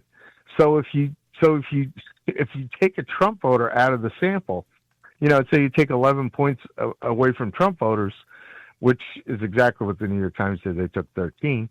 You're lowering his job approval by a dozen points or 11 points. And they're doing it on purpose. And it's not just in the English language media. There's a Unitas LULAC poll that's out. And nationwide, they have only 39% Trump voters. We got 46% to Harris's 51 among Hispanic voters, and they have 39 Trump, 59 Harris. So it's like a coordinated effort among the biased anti-Trump media to try to say he's not doing a good job. Why are they doing this? They know he's succeeding at the border. Stephen Miller, in that interview, Stephen Miller is part of a team that has really secured the borders again and dropped illegal immigration down to the lowest level in decades, and certainly undone a lot of the damage, or is trying to undo a lot of the damage that Joe Biden did. And then they know that President Trump went to Michigan today to talk about he wants tax cuts, because every Democrat, is on record voting for the highest tax increase in the history of the country now, because half the voters don't know that Trump tax cuts are supposed to lapse. And when they do, we will have a $4.5 trillion tax increase, and it'll be at $2,000 to $3,000 per taxpayer that you'll have to pay if they lapse. But every Democrat in the House voted not to make the Trump tax cut permanent. Every Democrat in the Senate voted not to make the Trump tax cuts permanent. And they're trying to stop them because they know that we're going to get that vote probably before Memorial Day, according to Speaker Johnson, and Leader Thune's working with him. So we are trying to make those tax cuts permanent, along with cutting taxes, having no taxes on tips, no taxes on overtime, no taxes on Social Security income. It would be the greatest pro-growth tax cut. And we know that Donald Trump, in his first term, he created millions of jobs by passing those tax cuts, and the Democrats want those tax cuts to lapse. So there's real political malevolence here with these media polls when they're sandbagging the public, trying to say that the president's not doing a good job. When we have a poll that we haven't published yet, I got it back today. When you ask if you approve of Trump and his policies, you get 39%. Another 11% approve of the job the president's doing by his policies. That's 50%. So we have a 50% job approval. Only 45% disapprove of both his personality and his policies. So we have 50 to 45. We had President Trump beating Joe Biden by 2 points before the debate, beating him by 2 points after the debate, beating Harris when she got him by 2 points in September, beating them by 2 points in October. We nailed the popular vote exactly right last year. The media had all these polls saying Harris was going to be the next president. And now they're coming back and trying to sandbag the public, saying, oh, you don't think Trump's doing a good job. And, they're not even giving them a fair debate on tariffs and the other issues.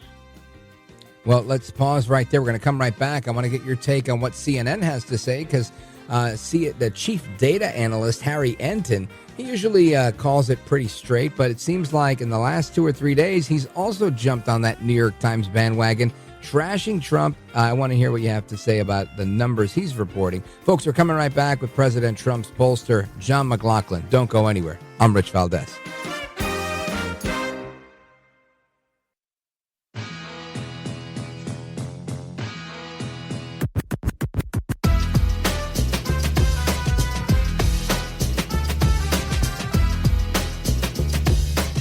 The best guests, the best opinions. This is America at Night with Rich Valdez.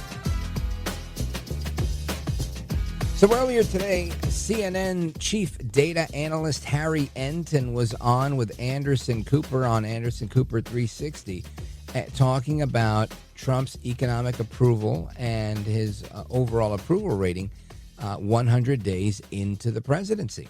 And they were letting Trump have it. I'm wondering who they might have spoken to, where they get these numbers from.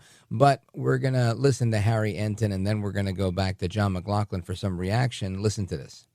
You know, we're talking about tariffs, we're talking about the economy, and it's just a disaster. I mean, that's the only real word you can use to describe it. I mean, take a look at Trump's economic approval rating now versus 100 days in to his first term, and what we see is it's 10 points lower, right? The economy was a strength for him during his first term. Now it is a weakness. Now it is dragging him down, and we talk about history, right, and historic numbers. I look back for every single president since Jimmy Carter in 1977, the lowest economic approval rating through 100 days belongs now to Donald John Trump. And more than that, you know, tariffs are also related to foreign affairs, right? Your relationships with other countries. So take a look at Donald Trump's approval rating when it comes to foreign affairs. You see, again, lower than the first term. You see it underwater, 39%. And again, that is the lowest on record all the way back since James Earl Carter in 1977 when we began polling that. And I love to see the smile when I refer to him as James Earl Carter. Knows that you're shouting at us. I guess I'm so excited. 1900s. I'm just so excited. Numbers get me excited. I know they do. I know. That's why we love you, Harry. Thank you, my friend. I mean, look, we've been talking about it. Donald Trump's overall approval rating, when you put it all together, is the worst on record at this point through 100 days. And the fact is, the only one who's anywhere close to Donald Trump was him in his first term at 44%. He's a dozen points behind Joe Biden, 24 points basically behind Barack Obama and George W. Bush.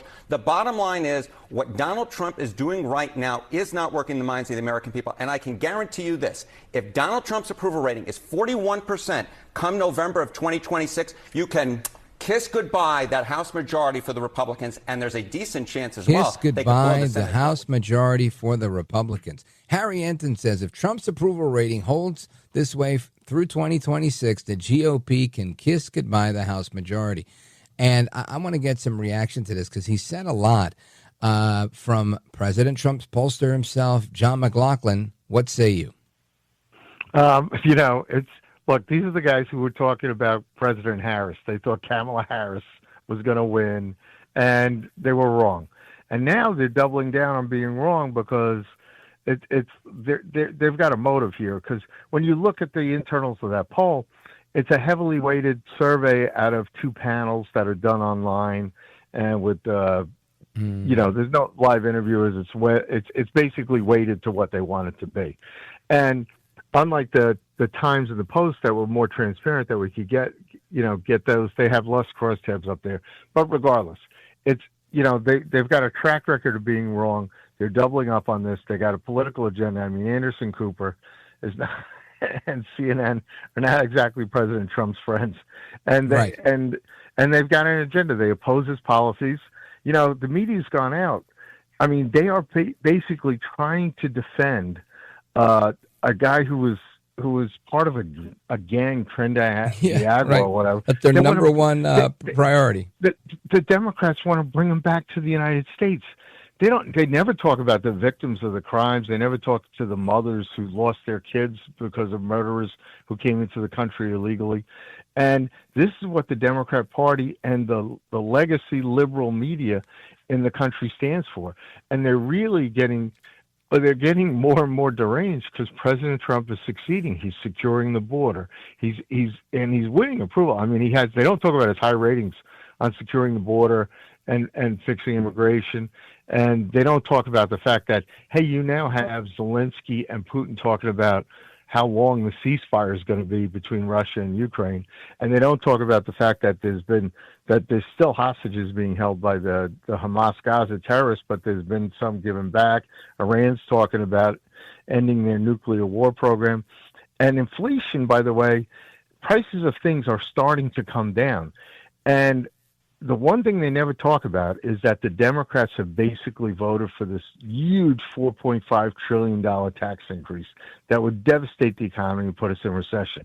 Right now in that poll I quoted you, which is a brand new poll, not been published, but we will in the next day or two, 51-42, they say the country's not in recession. The Democrats are rooting for a recession, and so are their liberal allies in the media.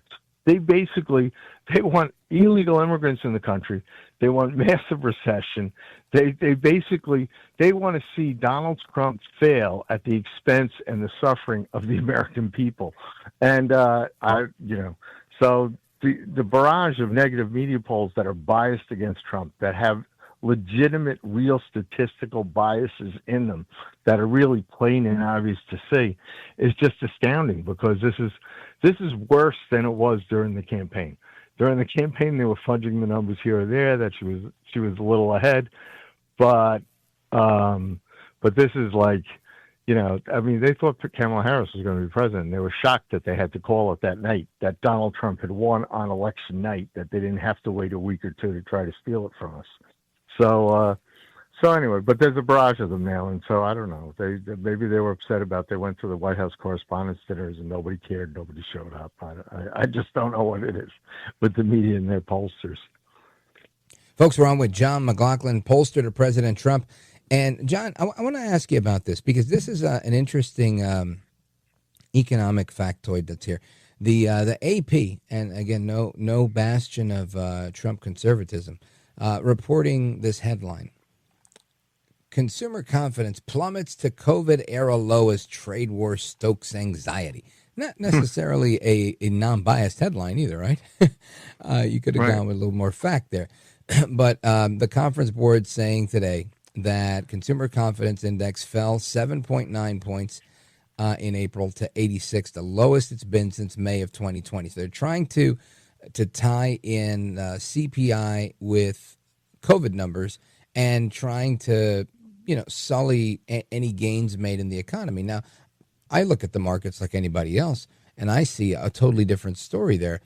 I see inflation also looking better, but with CPI numbers, the way it's being reported, it's very difficult for people to develop the confidence that, things are going on when they're hit with this barrage of information. Right. And since Donald Trump has been has taken the presidency, 92% of the mainstream media coverage has been negative. And part of the negative coverage is, as I just mentioned, they're kind of rooting for a recession. They're rooting for Americans to fail. So that's going to have an impact on consumer confidence. But as I said, the majority of voters in our poll, and again, this is 1,000 likely voters, people who will vote a year from November for Congress and Senate, and they're saying we're not in recession, 51-42. And they, the right direction is up to 40%. So that's an improvement over Biden. Biden was 2-1 negative. But the mainstream media has an agenda, and the agenda is to stop Donald Trump from succeeding. And their biases, and by the way, the low ratings that they're getting on CNN and that they're getting in these other media outlets reflects the fact that Americans don't want to hear their pessimism, and they don't believe them anymore. They've lost all credibility. And in contrast, Donald Trump can talk about facts because, we've now passed Saudi Arabia in oil and gas production again. We are the leading producer of oil and gas in the world. And that's because of Donald Trump. And that's going to help prices go down at the pump, and that's going to help the average person who has to, pay gas or heat their home, et cetera, and help their bills go down. But they don't want to talk about that. So there's a lot of things, there's a lot of successes that President Trump has had in only 100 days that, and the mess that Joe Biden left him with. Joe Biden, in the same poll, he's at 39 favorable, 56 unfavorable. He was the worst president that we've ever seen in my lifetime or in maybe history. And at the same time, when you look at their successes, everybody's in the left wing of the Democratic Party is beginning to fawn over AOC, Alexandria Ocasio-Cortez. She's only got a 29 favorable. She's a 41 unfavorable among all voters. Chuck Schumer's 24 favorable, 46 unfavorable. When you ask them, who the Democrats might, if you were a Democrat primary voter, who would you want in the next election? Kamala Harris is now down to 30%, and you've got Newsom at 8 and AOC at 8, and they're just a leaderless. They're a defeatist. They're just such a negative party right now that, when Trump succeeds, as he continues to succeed, when we pass that tax cut bill, when we make it permanent, when the economy is growing, when we're not in recession, when people are getting jobs and better paying jobs and inflation's going down, that, the Democrats should pay a price. and the mainstream media, just like on election night last November, they had to eat crow and they had to eat a lot of it. They're going to have to do it again. But it's tough because Donald Trump, for everything he's doing for the working class and the mainstream working middle class Americans, everything he's doing to help straighten out the country, they're trying. The left-wing media is trying to do everything they can to stop him. And, so the polls, like I said, honest pollsters will reflect the real numbers. I saw Scott Rasmussen had a 49-48 job approval for the president in his poll. Mark Penn had +2 for the president in job approval. So in spite of the negative media, you're going to see the honest pollsters say, right, and that's kind of where you guys landed, right? 50%, 50 to 45. And what's going to happen is the average person, they're not going to believe the negativity. They're going to judge the president by if they can get things done, and if our lives are better, and if we have a country that's based on peace and prosperity, people will be happy, and the polls will reward the president, and they'll reward those people that support him in Congress. Makes a lot of sense to me. John McLaughlin, thanks for the visit, brother. Let everybody know how they can keep up to speed with you and follow you. You can go to our website, McLaughlinOnline.com, and we'll have in the next day or two, we'll have the poll up there, and it'll be fully transparent like we do every month when we put up national polls, so you can see the crosstabs. And you can see the demographics are actually modeled on the Election Day exit polls. So, so you're right. So there'll probably be a point or two more Trump voters than Harris voters, but that makes a big difference compared to these media polls. Right. To make it be weighted accurately. John McLaughlin, pollster to El Presidente. Thank you, brother, for joining us. Godspeed to you, sir. Thanks, Rich. See you soon. See you in the neighborhood. Yes, sir. See you around. And amigos, we continue your calls. And AOC, she's playing coy about running for president. Wait till you hear this. Don't go anywhere. This is America at Night with Rich Valdez. Call now, 833-4-VALDEZ. That's 833-482-5337. 833-4-VALDEZ. That's Valdez with an S.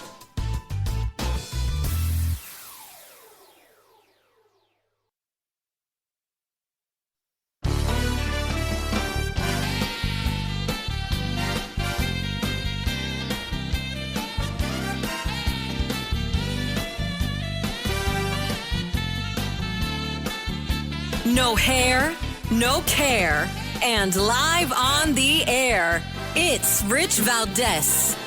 Are you thinking about running for president after the campaign style video you put out? Are you thinking about running for president or senate? Because of my Instagram post? No, the video, the campaign style video. It's got everybody talking. I mean, listen, it's a video, and frankly, I think what people should be most concerned about is the fact that Republicans are trying to cut Medicaid right now, and people's health care is in danger. And that's really what my central focus is.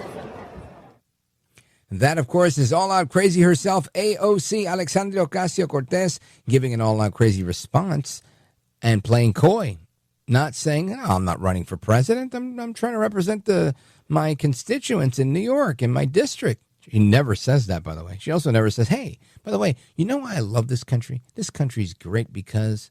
She doesn't say that either. But AOC wants to be president, and listen, she's got a shot as long as, as long as people like radical left policies. I think those days are kind of numbered, and I hope that they're even more numbered as we move forward with the America First agenda, but I won't put it past anybody. Anyway, I want to get your thoughts on what's going on here. Let's go to Paul, Globe, Arizona, calling us, KFNX Online. Go right ahead. Hey, Trump made a big promise. He would end the war in Ukraine in 24 hours. He has not kept his word on that, even though he could. And that is a huge black eye. A ton of billions of dollars have gone into a losing hand. He can't. Well, I don't think Trump's put billions and billions of dollars. I think as soon as he got to office, he's kind of frozen funding on a lot of that stuff. And he's had, Zelensky to the White House. He just had a meeting with Zelensky in Rome over at the Vatican.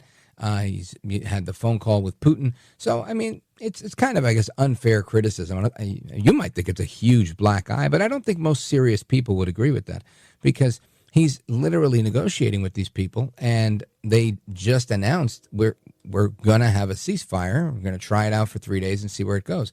So, I mean, I would suspect that Trump says he's trying to end this war in 24 hours. I think he tried to do that. There's other people at this dance that, he's not by himself here. I think, it takes three to tango in this particular dance. So, I mean, I get the criticism saying, he was going to get it done a little quicker. But I also think, you got to be a special kind of stupid to really think anybody's going to do anything that quickly. Right? We're talking about avoiding a third world war. It shouldn't be treated trivially.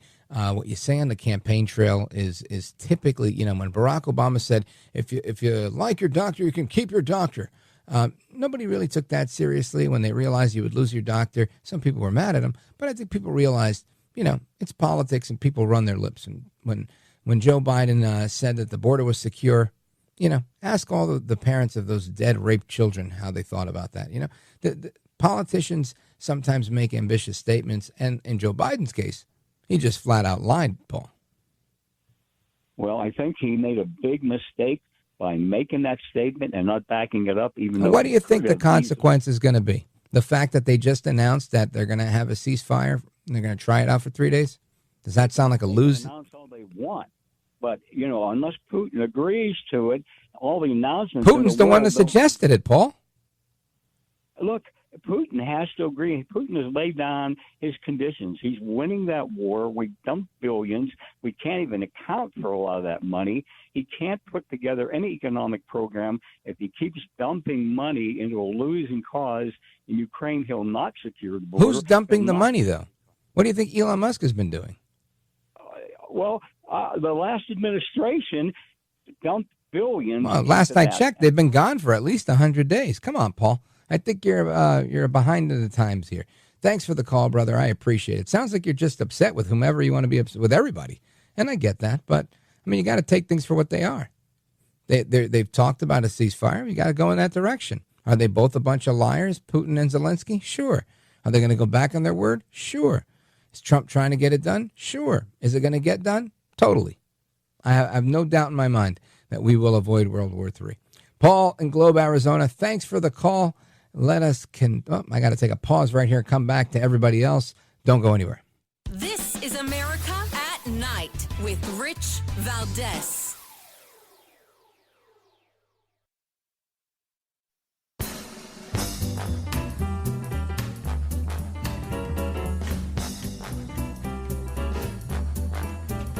All right, let's go to the phones. Debbie, Canton, Ohio, WNIR. Hi, Debbie.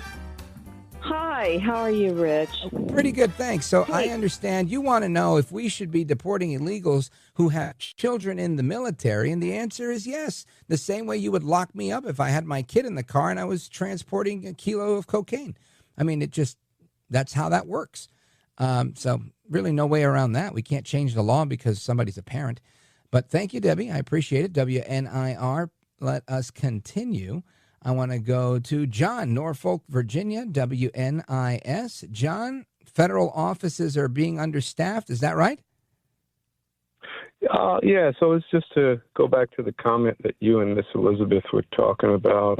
I can't go back to that. It's the speed round. So I'll answer your question about federal offices being understaffed. I would say who's determining what understaffed even means, because I think there's a lot of ways of staffing an office, and we may not necessarily need all those people.